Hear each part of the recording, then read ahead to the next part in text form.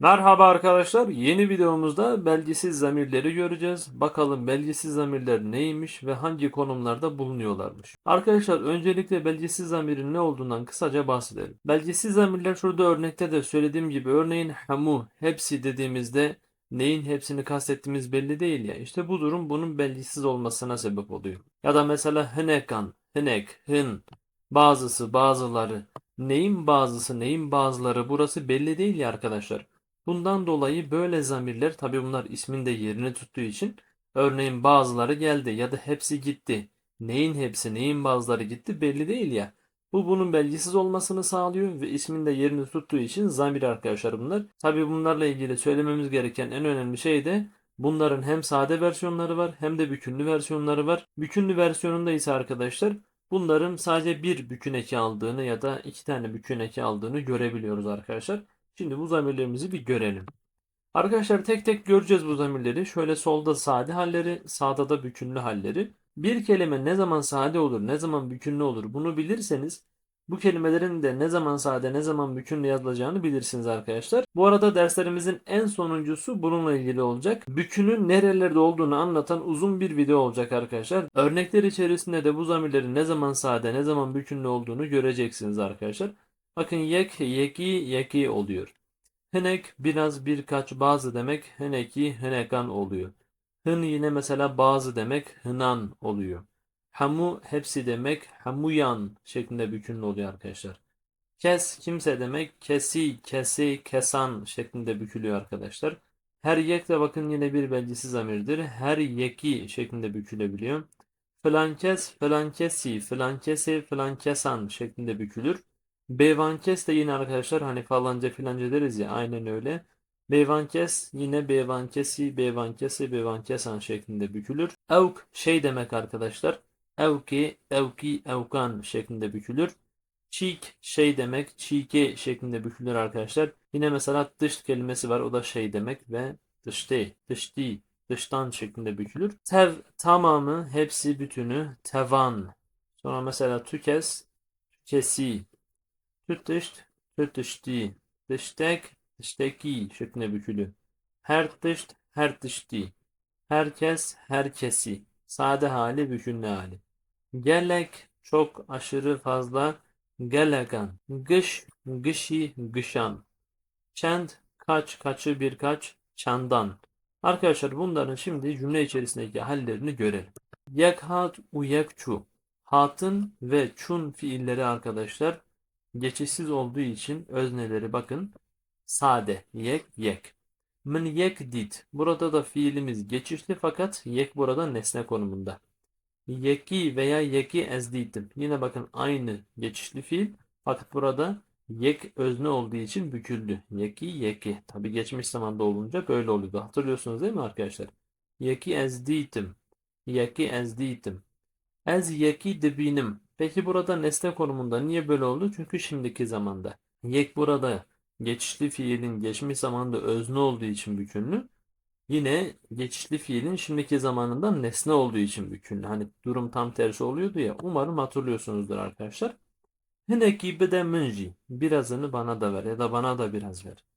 Dibece henekan dizikriye. Bakın henekan bazıları. Şunu diyemeyiz yani. Dibece henek dizikriye. Bu olmaz. Dibece henekan dizikriye. Bazıları hırsızlık yapmış. Hıncımın haznakın u ezci cihenan haznakım. Hıncımın bazıları beni sevmiyor. U ezci cihenan haznakım. Burada niye büküldü? Çünkü jü'dan dolayı arkadaşlar. Jü bir edattır ve edatlar kelimeleri bükerlerdi değil mi? Hamuyan, huarnaka, huariye. Hamuyan hepsi. Peki niye bükünlü oldu? Burada niye bükünlü değil? Fiilimiz burada geçişli. Huarın fiili geçişli. Hatın fiili geçişsiz. İkisi de geçmiş zamanda. Ama burada hamu bükünlü. Burada sade. Çünkü burada geçişli fiilin öznesi. Burada ise geçişsiz fiilin öznesi. Şma kestüne. Neden kimse yok? Jükesi hazdaki. Burada niye büküldü? Jü'dan dolayı. Edatlar büküyor. Jükesi. Her yek dıştaki dibece. Herkes bir şey söylüyor. Burada her yek özne ve şimdiki zamanda.